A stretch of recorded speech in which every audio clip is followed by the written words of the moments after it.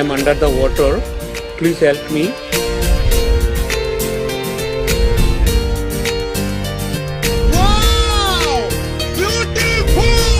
Tầm tôi mà đất cỏ.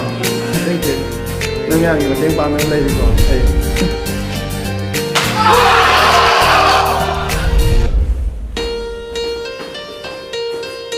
Bạn nó phân năng mà mình gì gì.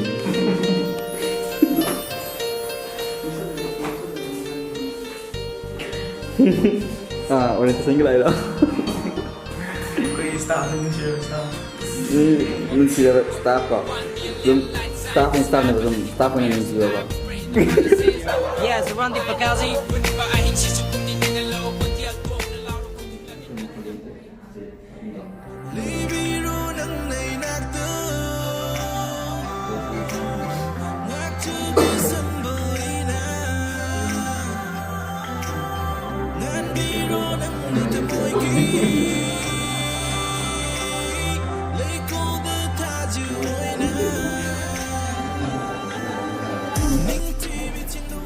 Korean student man, Korean student man.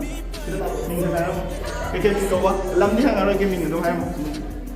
Mình cái có cái năng như này, sao nhỉ?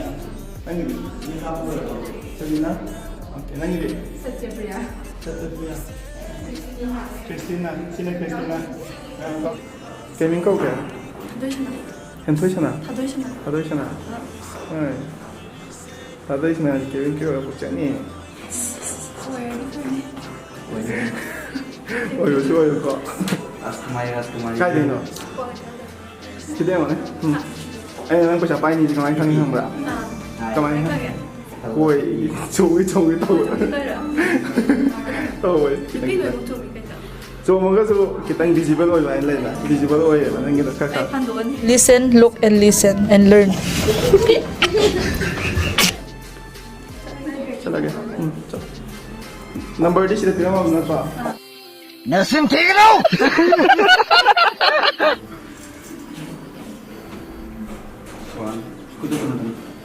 One, 2, 3. No patok na lip ma le ko nang lip.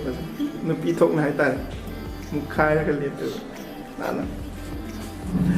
Adum friendly di loina oi gani wa ja jing ko. Adu duga hek course ta matam da ya. Serious oina ta ko ni Miss Olivia ji ati sathi ni ko ai ai.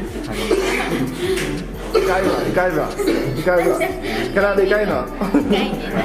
cái gì may ngon rồi. Gang chân người ko no mai sao ne. Đây. Okay, 1, 2, flight number 607. Nang skin the sensitive skin oi ko. Ai hai di ke. Thế mà đi thằng đó, đi chơi được tao không được. No ya kan ni. Nang kar kan no na da ya wa ka tau da ya ko na. Di mai hin kan ni ba. I think Ground staff ke. BMI je check to ko. Adu so direct mo in strict way the high one ko. Adu ko BMI check to we. Graduation ju tha dok na lo sena ko. Adu compulsory oi bane ko. Adu ga first year gi nang certificate le ga dina ground staff tha ya ni spice ki oina dina nang first year lawyer ba ai first semester second semester ani mag lawyer ga certificate le ra ba nang ground staff apply to ya ga ni Nanti I Instagram username hapang gani ba ko adu da contact toro DM toro hang mo ko ni mang loina ya okay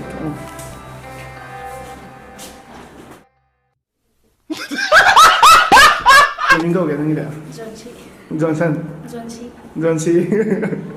là cái mình có cái calero ground staff cái calero ground staff kia ôi nó vẫn là gì cả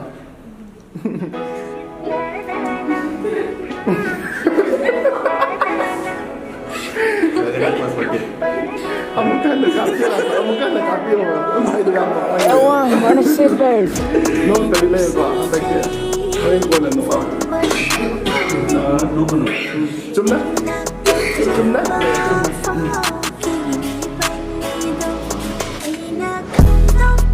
Ya, aku sendiri ya, Pak. Namin kayo ba? Kenal sama. Sanatoy. Kana ka lang minam nang ba? Maga. Mama ayun di ba?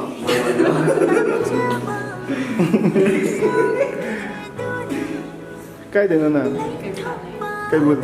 Cái làm giàu đấy. Cái làm giàu đấy là khơi ôm đi cái. Ấy cho tôm đây nè. Mới là tôm đây nè.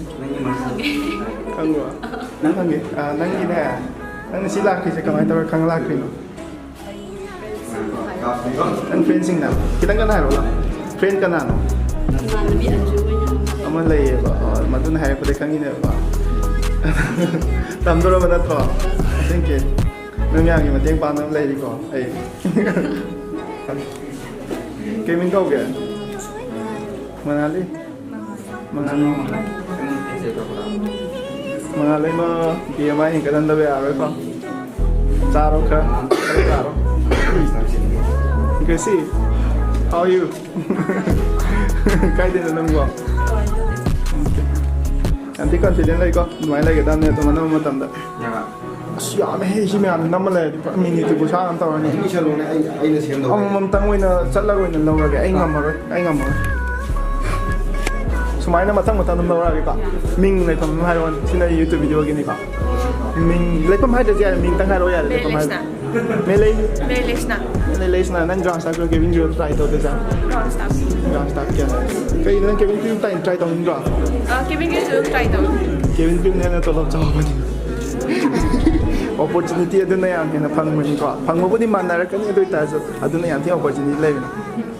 Ai noi ka sang ke to sang ho tre. Ma kha ke to. Loi yum na ha le to dai da num. Nang ni dige ko ke. Ha. Kavita. Kavita yang macam ni kan, macam mana? Atau makeup kita tahu dah dia, kau nak kewin kewin aku dah. Tahu dah dia. Aduh kan ya, sudah tambah apa dah ini? Doi tak lakukan ni makeup tahu apa mama? Kakak tahu dah dia. Nang min di kau ke? Ha, Sonia kau ya? Kau jangan Sonia na. Passport saya mau hainar apa? Hai dia. Nói sẽ tầm bao gồm các thông hai ra như passport xem một hai ra cái gì còn passport sẽ có cái mặt tính maru rồi có ground staff tôi cái đó Kevin Grill rồi cái đó ground passport sẽ tính maru rồi có à đó cái passport sẽ hana nói xem rồi nói nè mà nói xem rồi nè có à đó xem hậu đó mi cái nè interview cho là cái nè xin lại ta lấy khăn thôi rồi nói cái kim câu cái From Tamil Ultrasound. Kevin Grill try tao cái cái gì đó anh tin smart rồi có Thank you. đây nào khăn cái gì nào nó khăn lên từ đâu hả ai à khăn một gì nói để share tao nói khăn một cái nói để share tao ai tao share tao rồi cái mình câu cái chẳng cái mình câu cái hả Lydia đang gì cái mình câu cái Kerina Mutu. Kerina cái đây nào Ay Mongzam đấy. hậu dâm mong dâm đấy cái mình câu cái Arke Sylvia. hả Arke Sylvia. Arte Sylvia anh ấy câu gì cái này Yung Naxaren. oh okay Grup tak. Ya deh.